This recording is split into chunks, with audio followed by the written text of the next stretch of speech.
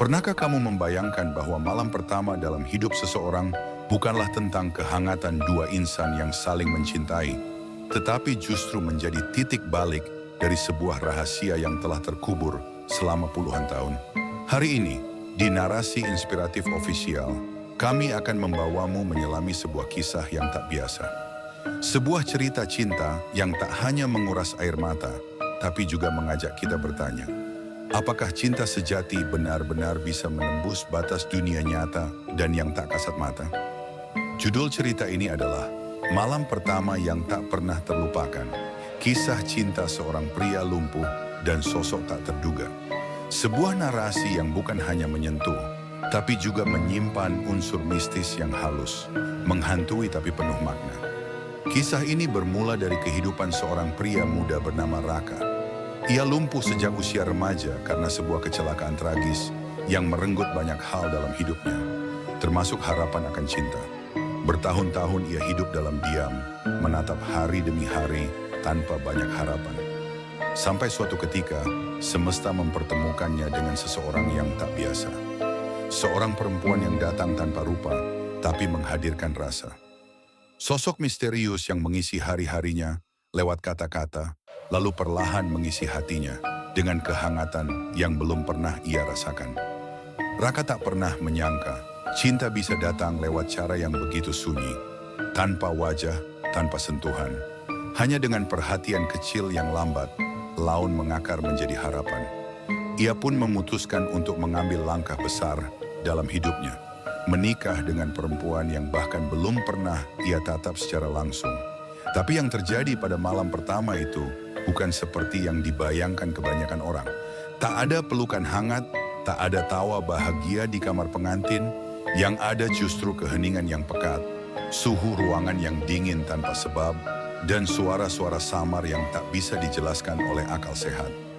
Malam itu bukan hanya menjadi awal kehidupan pernikahan Raka, tapi juga menjadi pintu pembuka bagi sebuah rahasia masa lalu yang belum selesai. Apa yang sebenarnya terjadi di malam itu? Siapa sosok yang dinikahi Raka? Dan benarkah cinta bisa hadir bahkan dari dunia yang tak lagi bernyawa?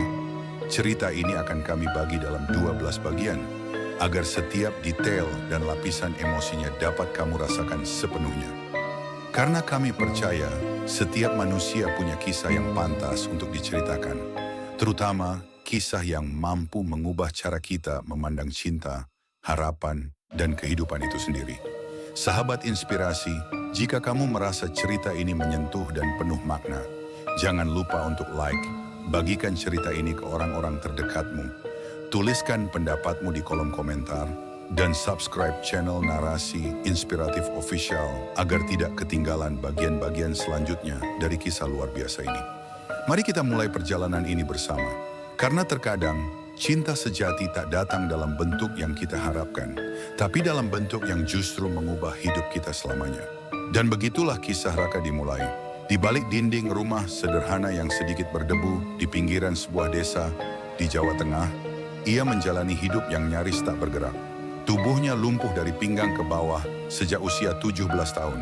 Satu kecelakaan sepulang sekolah telah merenggut bukan hanya langkahnya, tapi juga masa depan yang dulu ia susun dengan percaya diri.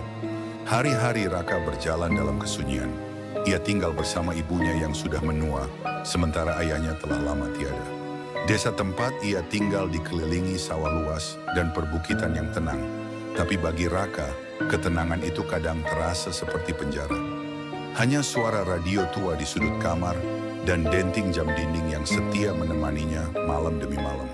Dulu ia adalah pemuda aktif, rajin berorganisasi, penuh semangat hidup. Tapi setelah tubuhnya tak lagi bisa diajak berlari, semangat itu perlahan mati. Teman-teman menghilang, dunia seperti mengecil, dan dirinya pun menjadi bayangan dari yang dulu pernah ada. Namun satu hal yang tak pernah benar-benar padam dari dalam dirinya adalah harapan untuk dicintai. Harapan yang samar, nyaris mustahil, namun tetap ada seperti bara kecil dalam hati yang tak juga padam. Ia tahu, siapa yang mau bersanding dengan pria cacat sepertinya? Di desanya, banyak orang masih percaya bahwa kekurangan fisik adalah aib yang diwariskan dari karma atau kutukan. Bahkan beberapa orang mulai berbisik bahwa kecelakaan Raka adalah tegurah atau teguran dari sesuatu yang lebih besar. Waktu berlalu dan dunia maya menjadi pelariannya. Di balik layar laptop tuanya, Raka menemukan ruang yang tak menghakimi. Ia mulai menulis, mencurahkan isi hati dalam bentuk blog pribadi. Di sanalah ia menuliskan kisah hidupnya, tentang rasa sakit, kesendirian, dan secercah harapan kecil yang masih ia genggam. Ia tak tahu bahwa tulisan-tulisannya itu perlahan dibaca oleh seseorang yang akan mengubah segalanya. Perempuan itu muncul seperti angin, namanya Dara. Awalnya hanya sebuah komentar pendek yang ditulis dengan nada tulus, lalu berlanjut menjadi pesan pribadi dan kemudian menjadi percakapan rutin setiap malam. Raka merasa hidupnya kembali bernyawa. Ada seseorang yang tidak melihatnya sebagai beban, yang membaca tulisannya tanpa kasihan, dan yang tertawa pada lelucon-lelucon kecilnya tanpa menghakimi. Anehnya, Dara tak pernah memberikan foto dirinya. Tak pernah muncul di panggilan video. Suaranya lembut, penuh ketenangan, namun selalu terdengar seperti datang dari jauh, seakan berbicara dari ruangan kosong yang luas dan dingin. Setiap kali Raka bertanya lebih dalam tentang latar belakangnya, Dara akan mengalihkan pembicaraan dengan cerita-cerita kecil yang memikat. Dan setiap kali Raka mencoba berhenti bertanya, hatinya justru makin tertarik. Itulah yang membuat segalanya menjadi kabur. Raka mulai jatuh cinta, bukan pada wajah, bukan pada rupa, tapi pada suara yang menenangkan, pada kalimat-kalimat yang membuatnya merasa utuh kembali. Ia mulai membayangkan masa depan, membayangkan hal yang dulu ia buang jauh-jauh, pernikahan. Namun ketika Raka menyatakan bahwa ia mulai menyukai Dara, perempuan itu tak menjawab dengan kata-kata manis. Ia hanya menulis satu kalimat pendek, "Jika kamu yakin, aku akan datang." Keesokan harinya, Dara menghilang. Tak ada pesan, tak ada balasan. Blog Raka sunyi, inboxnya kosong. Dan untuk pertama kalinya sejak mereka bertukar cerita, Raka merasa lebih lumpuh dari sebelumnya. Bukan hanya secara fisik, tapi juga dalam jiwanya yang kosong kembali. 3 hari kemudian, sebuah email masuk. Tanpa subjek, tanpa nama pengirim. Tapi isinya membuat napas Raka tercekat. "Aku bersedia menikah denganmu, tapi ada satu syarat, dan di sanalah semuanya berubah." Syarat itu bukan tentang mas kawin, bukan tentang rumah atau pekerjaan, tapi tentang sebuah tempat yang sudah lama dikunci dan tidak pernah dibuka sejak ayahnya meninggal. Sebuah rumah tua, rumah keluarga, yang kini berdiri kosong di ujung desa. Rumah yang, menurut cerita lama, pernah dihuni oleh seseorang yang menghilang secara misterius. Syaratnya hanya satu, malam pertama harus dilakukan di sana. Raka hanya bisa menatap layar lama-lama, antara percaya dan tak percaya, antara cinta dan takut, antara harapan dan firasat. Dan saat itu, untuk pertama kalinya, ia bertanya pada dirinya sendiri, siapa sebenarnya Dara? Apa yang ia sembunyikan? Dan mengapa hatinya justru semakin ingin menerima tawaran itu? Cerita ini belum memasuki puncaknya. Justru baru saja dimulai, karena cinta yang datang lewat cara tak biasa, kadang menyimpan sesuatu yang jauh lebih dalam dari sekadar perasaan, dan Raka akan segera mengetahuinya. Karena ketika seseorang menerima cinta yang datang dari arah yang tak bisa dijelaskan, maka ia pun harus siap menghadapi konsekuensi yang mungkin tak bisa dimengerti oleh logika. Email itu menjadi titik mula dari segalanya. Singkat, tak beralasan, tapi membekas kuat. Malam pertama harus dilakukan di rumah tua peninggalan keluarga. Rumah yang sudah bertahun-tahun tak berpenghuni, ditinggalkan begitu saja setelah kepergian ayahnya yang mendadak. Raka tahu rumah itu. Ia masih mengingat betul lorong-lorongnya yang panjang, pintu kayunya yang mengelupas, dan jendela-jendela tinggi yang menghadap ke pekarangan luas, tempat kenangan masa kecil dulu berlarian tanpa beban. Tapi setelah ayahnya meninggal dalam tidur, dengan wajah pucat dan tatapan kosong yang konon tak bisa ditutup selama berhari-hari, rumah itu ditutup. Tak ada yang ingin masuk lagi. Ibunya pun menolak membicarakannya. Namun kini, rumah itu menjadi syarat. Dan rasa cintanya pada Dara, atau mungkin lebih tepatnya, rasa rindunya pada harapan, membuat Raka mengangguk dalam diam. Prosesnya cepat, terlalu cepat. Dara tak menuntut pesta, tak meminta keramaian. Pernikahan mereka dilakukan secara sederhana di hadapan penghulu yang bahkan tampak kebingungan melihat betapa singkat perkenalan mereka. Ia hanya hadir dengan satu perwakilan yang memperkenalkan diri sebagai kerabat jauh. Wajahnya tertutup masker, sikapnya dingin, tak banyak bicara. Hari itu Raka sah menjadi suami dari seorang perempuan yang belum pernah ia temui secara langsung. Dan malam itu, ia dibawa dengan kursi roda ke rumah tua di ujung desa. Hanya Dara dan dirinya. Tak ada keluarga, tak ada cahaya lampu jalan. Hanya suara angin yang menusuk kulit dan derit roda kursi yang menggesek lantai kayu tua. Di dalam rumah itu, waktu seolah berhenti. Bau kayu lembab bercampur debu memenuhi udara. Foto-foto lama masih tergantung di dinding, menyimpan wajah-wajah yang tampak lupa akan masa kini. Lorong menuju kamar utama panjang dan gelap, hanya diterangi cahaya lilin yang dibawa Dara. Suaranya tetap lembut, tapi ada jarak. Seolah ia hadir tanpa benar-benar dekat. Raka duduk di ranjang tua yang berdebu. Dara hanya berdiri di ambang pintu, seakan menunggu sesuatu. Malam pertama mereka sunyi. Tak ada percakapan, tak ada sentuhan, hanya kehadiran. Dan dingin. Dingin yang tidak wajar, seperti suhu yang jatuh drastis meski tak ada angin malam. Jam dinding tua berdetak keras. Raka mencoba bicara, tapi tenggorokannya kering. Matanya mencari Dara dalam keremangan. Tapi sosok itu seperti berpendar samar. Seolah nyata, tapi juga tidak. Ia merasa tubuhnya lebih berat dari biasanya. Bukan karena kelumpuhan, tapi seperti ada beban yang menekan dari segala arah. Tepat pukul tengah malam, suara-suara aneh mulai terdengar dari bawah lantai. Seperti langkah kaki, seperti bisikan, seperti gumaman orang yang sedang membaca sesuatu. Dara berdiri kaku di depan cermin tua, memandang bayangannya sendiri tanpa bergerak sedikit pun. Dan saat itulah Raka merasakan sesuatu tumbuh di dalam dadanya. Bukan cinta, tapi ketakutan yang belum pernah ia kenal. Ketakutan yang datang dari rasa kehilangan arah.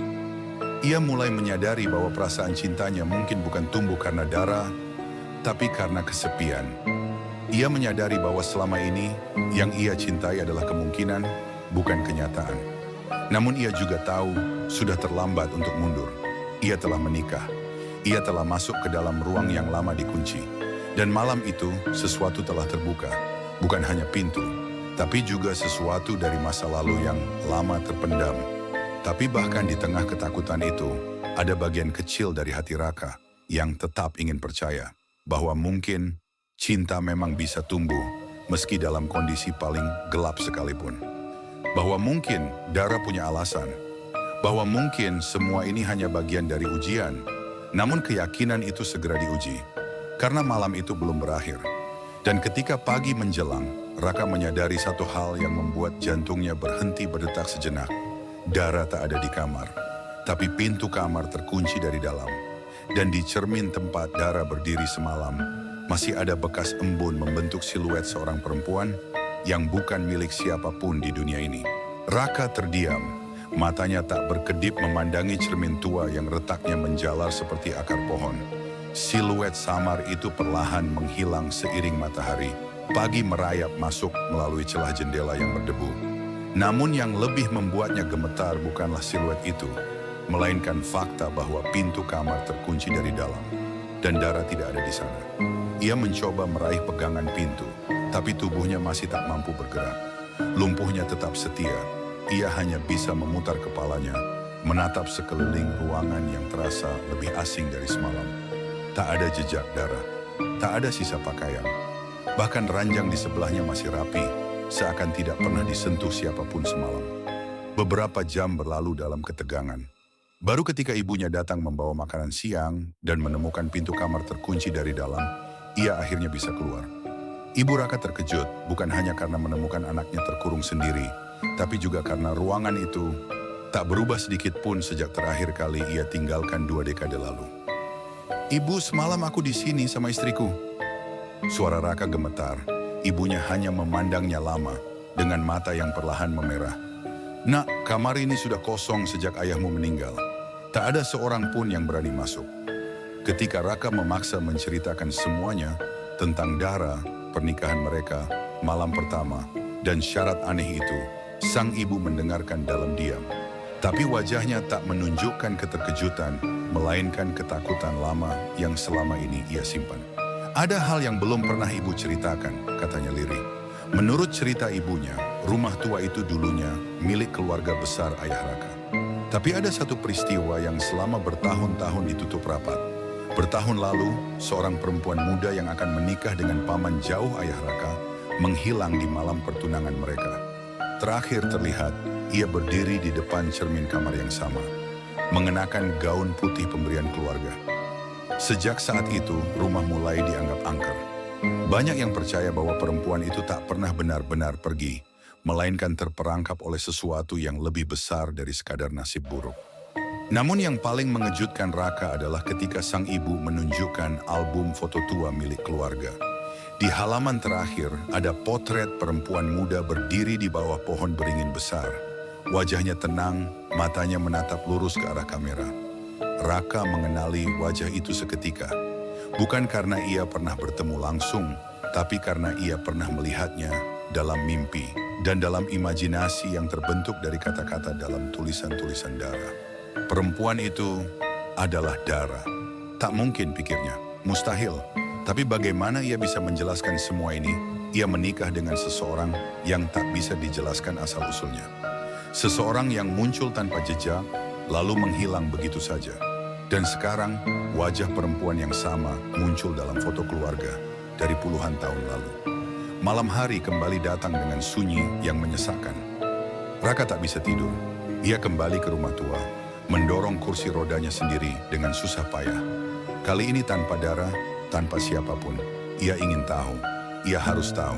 Sesampainya di sana, rumah itu lebih dingin dari sebelumnya. Seperti menolak kehadirannya. Tapi ia tetap masuk. Ia dorong pintu kamar tua itu. Dan melihat cermin di ujung ruangan, memantulkan cahaya lilin yang entah dari mana datangnya. Lalu ia melihatnya. Bayangan Dara berdiri di depan cermin, persis seperti malam pertama itu. Tapi wajahnya kini terlihat lebih jelas. Matanya kosong, bibirnya sedikit tersenyum, namun tanpa kehangatan. Dan tiba-tiba tulisan muncul di permukaan cermin, bukan dengan spidol, bukan dengan tinta, tapi seperti digores dari balik kaca. Kamu sudah berjanji, Raka. Sekarang kamu harus kembali. Cermin itu bergetar, udara menjadi berat, dan tubuh Raka tiba-tiba bisa berdiri. Untuk pertama kalinya sejak bertahun-tahun, ia bisa berdiri. Tapi bukan karena kesembuhan. Kakinya melangkah sendiri, perlahan menuju cermin. Dan di sanalah babak baru dimulai. Bukan tentang cinta, tapi tentang ikatan yang melampaui batas kehidupan. Karena di balik cermin itu, bukan hanya kenangan, tapi sesuatu yang menanti untuk dibebaskan. Raka terpaku di hadapan pantulan dirinya yang kini berdiri, meski ia tahu seharusnya itu tak mungkin. Kakinya melangkah tanpa perintah. Setiap gerakan terasa seperti mimpi yang tak bisa dikendalikan.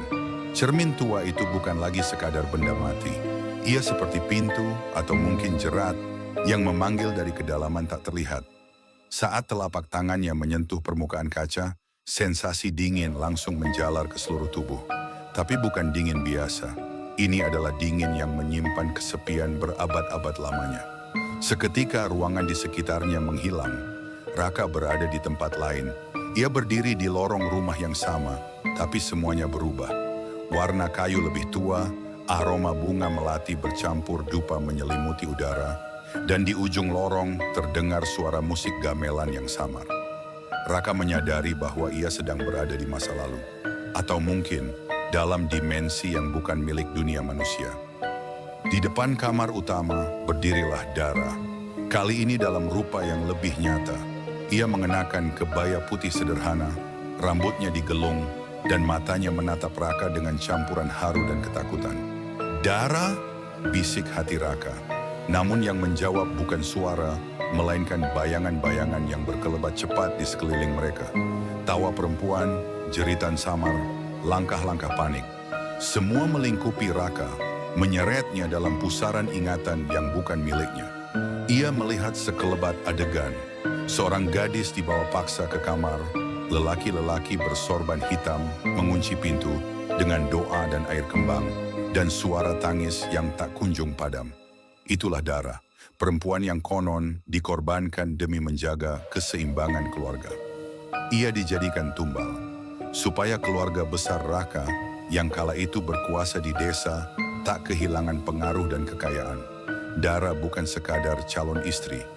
Ia adalah penebus dosa yang dipilih diam-diam, dikubur secara hidup-hidup, bukan di tanah tapi di antara dimensi. Raka merasakan nyeri menusuk di dadanya. Bukan hanya karena kisah tragis itu, tapi karena ia mulai menyadari bahwa darahnya sendiri, keluarganya sendiri, memiliki bagian dalam penderitaan Dara. Dan di hadapan perempuan itu, ia kini berdiri.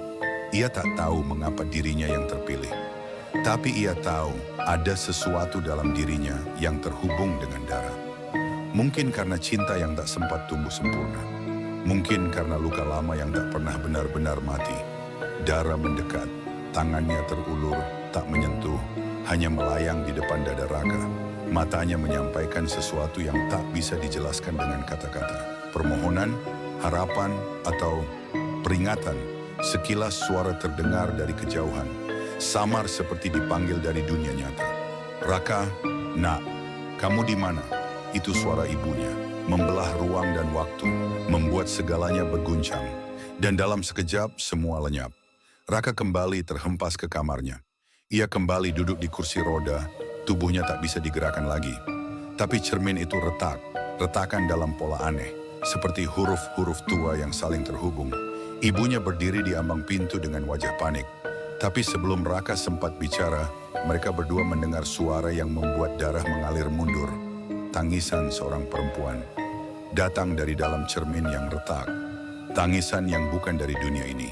Dan saat itulah, untuk pertama kalinya, Raka tak lagi ingin mencari penjelasan. Ia hanya ingin keluar. Tapi ia tahu, tidak akan semudah itu. Karena begitu kau melihat wajah yang terkunci di cermin, berarti kau sudah membawa sebagian jiwanya bersamamu. Dan Dara belum selesai. Malam itu Raka duduk diam di kamarnya. Lampu sengaja dimatikan. Ia tak lagi mencoba tidur, hanya membiarkan kegelapan menelan segala suara. Kecuali satu. Tangisan dari dalam cermin itu masih terdengar. Kadang lirih, kadang pecah, seperti seseorang yang menanggung beban terlalu berat untuk dibagi. Sejak malam pertama itu, Raka merasa hidupnya tak lagi berada sepenuhnya di dunia nyata. Setiap detik seperti hidup di antara dua alam, yang tampak dan yang tersembunyi. Ia memandangi cermin yang kini retaknya semakin menyebar, seperti akar yang tumbuh liar di bawah permukaan. Dan di setiap ujung retakan itu, ada simbol-simbol aneh yang perlahan mulai dipahami oleh pikirannya sendiri. Seolah ia pernah mempelajarinya, entah kapan. Selama beberapa hari berikutnya, Raka mencoba menelusuri masa lalu keluarganya. Dengan bantuan satu-satunya kerabat yang masih mau terbuka, paman dari pihak ayahnya, ia menemukan kembali lemari tua berisi dokumen-dokumen keluarga. Di antara tumpukan surat dan catatan tanah, ia menemukan selembar naskah lusuh berisi perjanjian ikat jiwa. Tulisan tangan halus itu menyebutkan bahwa salah satu keturunan keluarga mereka harus melakukan pernikahan rohani dengan penunggu penjaga cermin.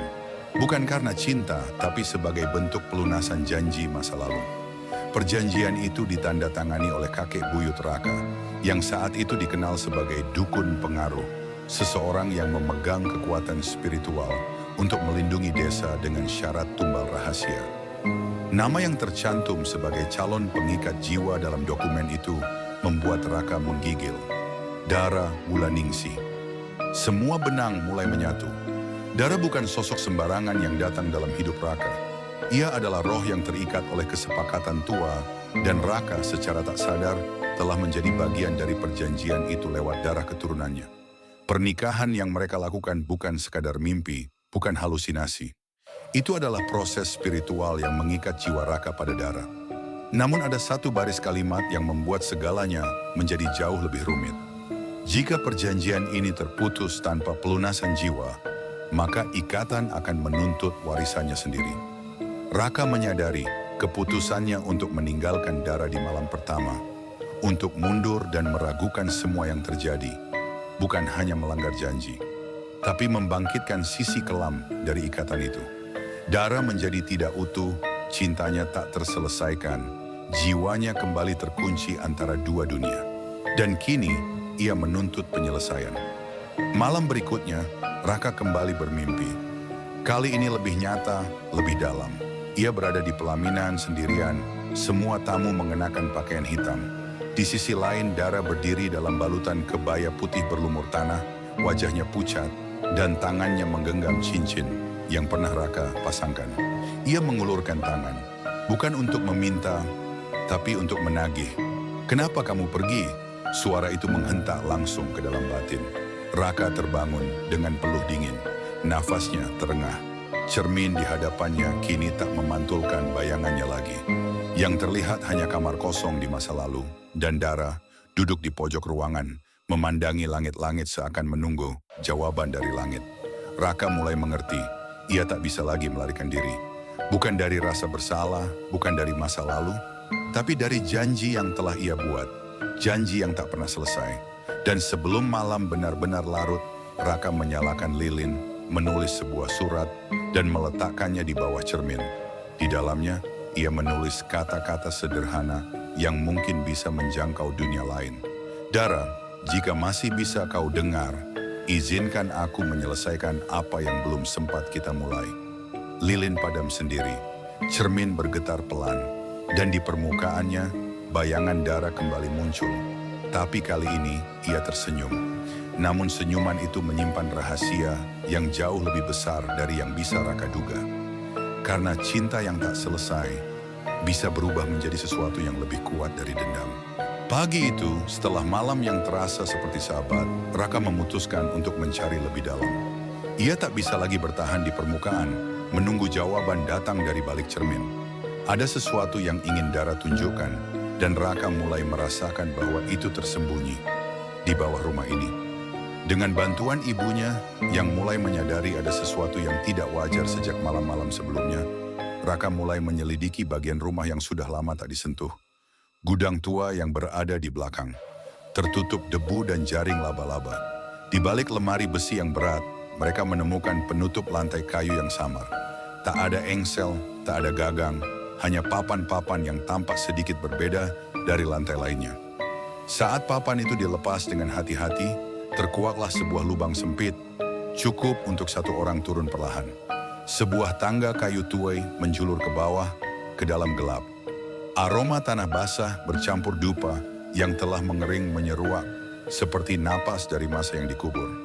Raka turun sendiri, membawa senter kecil dan selembar jimat warisan ayahnya, yang dulu pernah dianggap sekadar benda simbolis.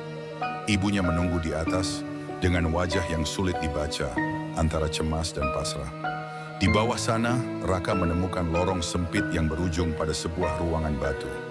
Tidak besar, tapi cukup untuk seseorang tinggal di dalamnya.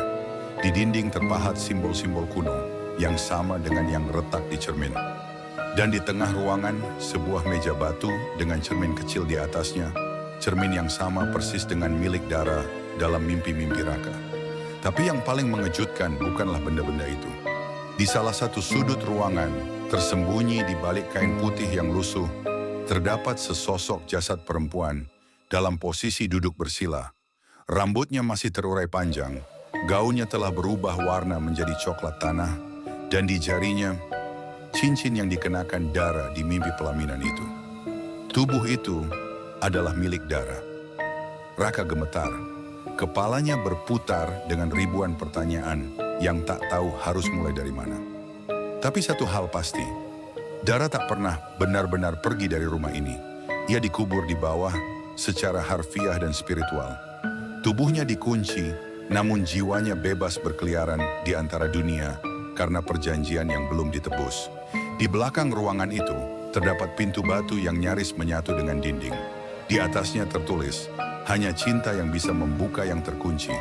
Raka merogoh kantongnya, mengeluarkan surat yang ia tulis semalam, lalu membacanya kembali. Ia membacanya keras-keras, dengan suara gemetar tapi jujur. Ia bicara bukan hanya kepada Dara, tapi kepada seluruh masa lalu keluarganya. Ia mengakui dosa yang bukan miliknya, memohon maaf atas luka yang diwariskan, dan berjanji untuk menyelesaikan semuanya. Ketika ia selesai membaca, tanah di bawah kakinya bergetar pelan. Pintu batu terbuka perlahan, memperlihatkan ruangan kecil di dalamnya. Ruang yang tampak seperti tempat peristirahatan, dengan bunga-bunga kering dan dupa yang tertata rapi. Di tengahnya, sebuah kotak kayu kecil yang terkunci. Raka membawanya ke atas. Dan saat kotak itu dibuka bersama ibunya, mereka menemukan sesuatu yang tak mereka duga. Sebuah surat yang ditulis dengan tangan Dara. Isi surat itu bukan kutukan, bukan keluhan, tapi permohonan agar jika suatu hari seseorang menemukannya, ia tak diingat karena kematiannya, tapi karena cinta yang belum sempat tumbuh. Air mata ibunya mengalir pelan, dan di saat itulah Raka mengerti. Dara bukan ingin membalas dendam, ia hanya ingin dikenang sebagai seseorang yang juga pernah mencintai, meski cinta itu berakhir tragis. Namun, menjelang malam, saat Raka duduk kembali di depan cermin yang kini hampir sepenuhnya retak, ia melihat sesuatu yang menggetarkan jiwanya. Bayangan dirinya sedang berdiri, dan di belakangnya Dara tersenyum. Tapi kali ini senyumnya berbeda, bukan damai, tapi seolah berkata, "Kau telah membuka pintu, tapi belum menutupnya kembali." Kata-kata itu menggema di kepala Raka sepanjang malam. Bukan dalam bentuk suara, melainkan perasaan yang menghantui. Seolah ia baru saja membangunkan sesuatu yang selama ini tertidur. Seolah kedamaian yang sempat muncul hanyalah selubung tipis, dan yang sebenarnya menanti jauh di balik senyuman Dara. Sejak ruangan di bawah tanah itu dibuka, rumah menjadi lebih sunyi, namun bukan jenis sunyi yang menenangkan. Ini adalah keheningan yang terasa berat, menekan, seperti udara penuh bisikan yang tak terdengar. Ibunya mulai terlihat murung. Ia duduk lebih lama di kamar, menatap kosong keluar jendela. Kadang, Raka melihat wanita itu berbicara sendiri, dalam suara sangat pelan, menyebut nama-nama yang tak dikenalnya. Suatu malam Raka mendapati cermin di kamarnya berembun dari dalam, padahal tidak ada uap, tidak ada suhu yang berubah. Di permukaan embun itu muncul bekas jari yang menulis, "Sudah waktunya." Tidak ada tanda siapa yang menulis, tapi Raka tahu, ini bukan lagi sekadar komunikasi. Ini adalah peringatan. Raka mulai mengalami perubahan aneh pada dirinya. Kadang tubuhnya kaku di tengah malam, seperti ada yang menahannya untuk bangun. Di lain waktu, ia bermimpi menjadi orang lain. Seorang pria dari zaman lama, duduk bersimpuh di depan Dara, dengan tatapan cinta sekaligus rasa bersalah. Dalam mimpi itu, ia terus mengulang satu kalimat, "Maafkan aku melanggar perjanjian kita." Lambat laun, Raka mulai menyadari, darahnya bukan sekadar garis keturunan, tapi juga pembawa warisan. Perjanjian masa lalu itu bukan hanya membebani Dara, tetapi juga memengaruhi setiap laki-laki dalam garis keluarganya. Ayahnya yang dulu meninggal mendadak dalam kecelakaan aneh, mungkin juga bagian dari cerita ini. Dan kini giliran Raka menjalani warisan yang tak ia minta. Ia mendatangi kembali ruangan bawah tanah. Kali ini sendiri, dengan membawa cermin kecil peninggalan Dara yang ia temukan di altar. Saat ia meletakkan cermin itu di atas meja batu yang dulu menampung jasad Dara, sesuatu terjadi. Batu bergetar, udara menjadi berat, dan seluruh lorong bergema seperti ada yang menghirup napas panjang setelah tidur ribuan tahun. Dari dinding ruangan muncullah sebuah celah, menyingkap ruang yang lebih dalam lagi. Ruang yang selama ini terkunci oleh keberadaan jasad Dara. Di dalamnya hanya ada satu benda, boneka kayu kecil dengan wajah yang sama persis dengan Raka. Ia meraihnya dengan tangan gemetar.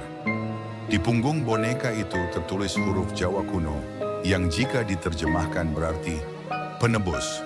Saat ia keluar dari ruangan itu, dunia di sekitarnya telah berubah. Rumah yang sebelumnya penuh kenangan, kini terasa seperti museum tua yang ditinggalkan.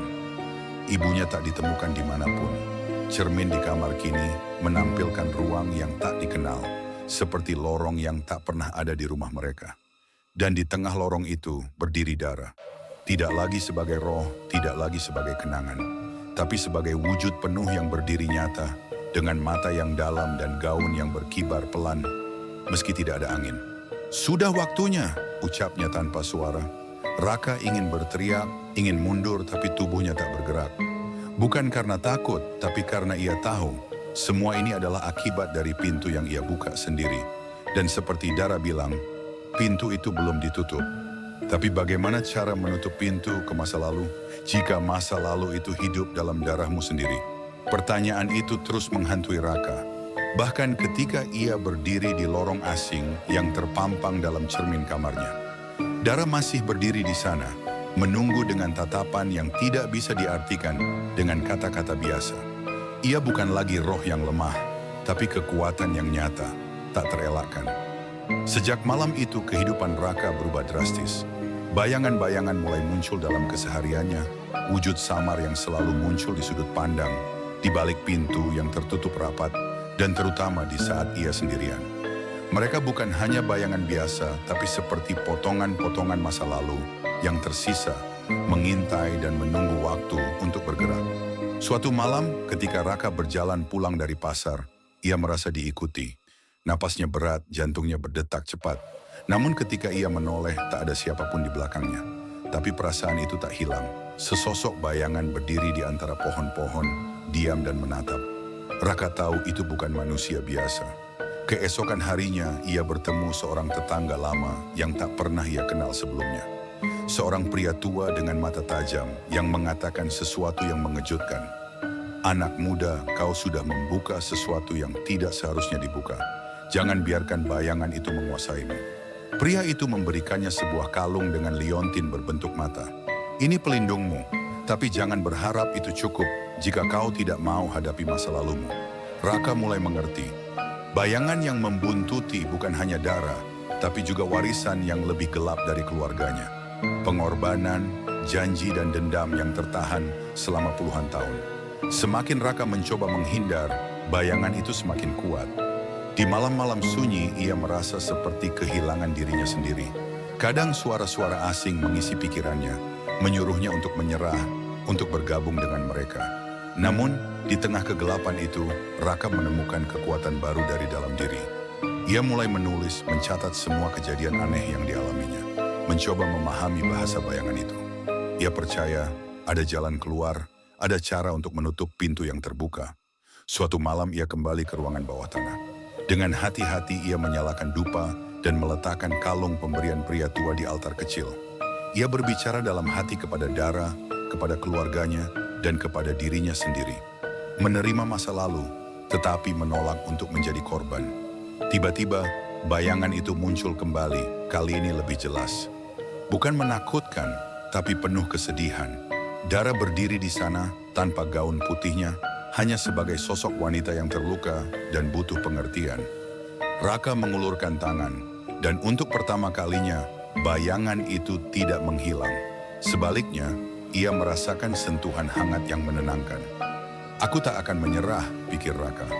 Aku akan menutup pintu ini, apapun yang terjadi. Tapi perjalanan untuk menebus janji dan menyelesaikan cinta yang tertunda masih jauh dari selesai. Karena bayangan yang membuntuti bukan hanya bayangan, tapi bagian dari jiwa yang harus dipersatukan kembali. Raka tahu, malam ini adalah saat yang menentukan. Setelah berhari-hari berhadapan dengan bayangan masa lalu, saatnya untuk menghadapi akar dari semuanya.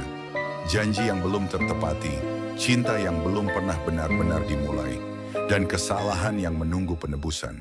Dia duduk di ruang tengah rumah, memandang cermin yang retak di dinding, tempat pertama kali segala sesuatu berubah.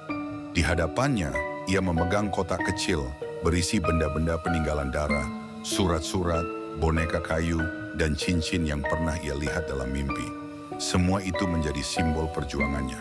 Raka mengingat kembali cerita yang ia dengar dari ibunya, dari tetangga, dan dari pria tua pemberi kalung. Semua mengarah pada satu malam.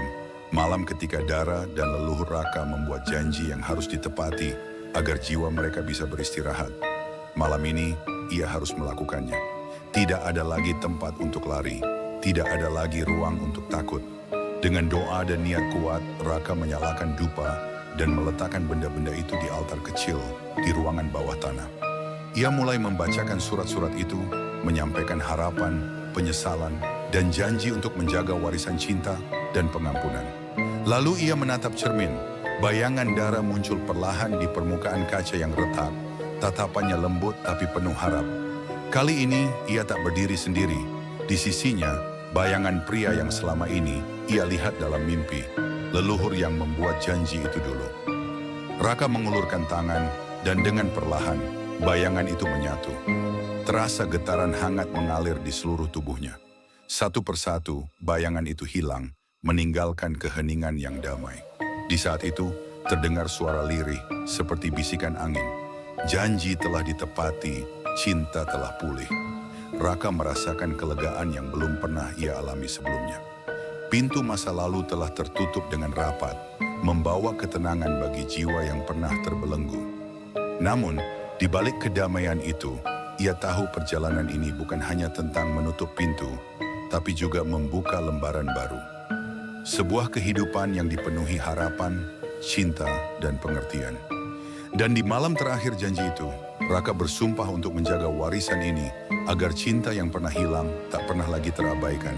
Setelah malam yang penuh ujian dan pengorbanan, sinar mentari mulai merayap masuk melalui jendela rumah tua itu. Udara pagi membawa aroma segar, seolah alam pun ikut merayakan babak baru dalam hidup Raka. Tapi di dalam hatinya, sesuatu telah berubah lebih dalam dari sekadar pergantian waktu. Raka membuka matanya dengan perasaan yang belum pernah ia rasakan sebelumnya. Ketenangan yang penuh keberanian. Ia tahu, perjuangan yang melelahkan itu belum sepenuhnya usai, tapi ia telah belajar bahwa menghadapi masa lalu adalah langkah pertama untuk bisa melangkah maju. Ibu Raka, yang sempat menghilang dalam keheningan duka dan rahasia, kini duduk di ruang tamu dengan senyum yang tulus. Ada kedamaian di wajahnya. Dan untuk pertama kalinya dalam waktu lama, mereka berbicara tanpa kata-kata yang tersisa di udara. Mereka berbicara lewat tatapan dan pelukan yang menghangatkan. Rumah yang dulu terasa seperti penjara kenangan, kini menjadi saksi bisu kebangkitan.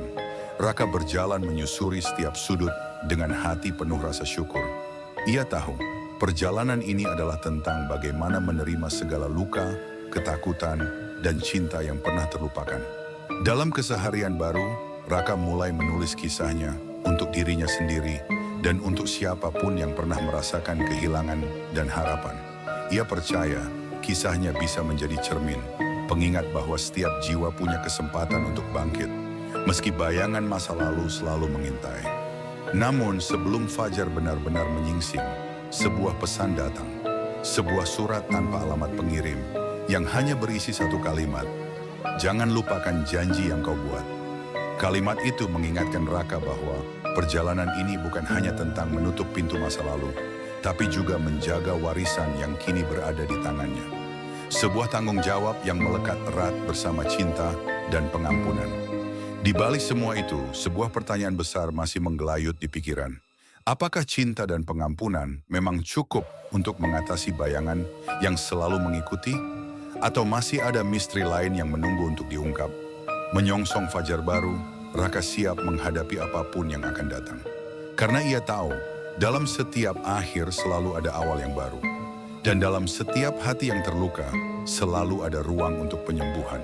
Setiap cerita memiliki akhir, namun tak semua akhir berarti sebuah penutupan. Dalam perjalanan hidup Raka, kita diajak melihat lebih jauh dari sekadar kisah cinta yang tertunda dan bayangan masa lalu yang menghantui. Ada pelajaran berharga tentang keberanian menghadapi diri sendiri, tentang arti pengampunan, dan tentang kekuatan cinta yang mampu menembus waktu dan ruang. Kisah viral, seorang pria lumpuh yang belajar cinta di malam pertama yang tak terduga, bukan hanya cerita tentang misteri dan hal-hal mistis. Ia adalah cermin bagi kita semua yang pernah terluka, yang pernah takut menghadapi masa lalu, dan yang berjuang menemukan harapan di tengah gelap. Pesan terbesar yang bisa kita ambil adalah, terkadang untuk menutup pintu lama, kita harus berani membuka luka lama dan menerima apa yang pernah terjadi. Hanya dengan begitu, jiwa bisa berdamai dan kita bisa melangkah menuju kehidupan yang lebih baik. Kini, sahabat inspirasi, aku ingin bertanya kepada kalian, apakah kalian pernah mengalami saat di mana masa lalu terasa seperti bayangan yang sulit dihilangkan? Bagaimana cara kalian menghadapi dan melangkah maju? Bagikan cerita atau pendapat kalian di kolom komentar, karena setiap kisah punya kekuatan untuk menginspirasi dan menyembuhkan. Jika kalian merasa cerita ini memberikan makna dan kekuatan baru, jangan lupa untuk like, share, dan subscribe agar sahabat Inspirasi Official dapat terus menyajikan kisah-kisah yang menyentuh hati dan penuh inspirasi. Terima kasih sudah menemani perjalanan ini. Sampai jumpa di kisah berikutnya hanya di Narasi Inspiratif Official.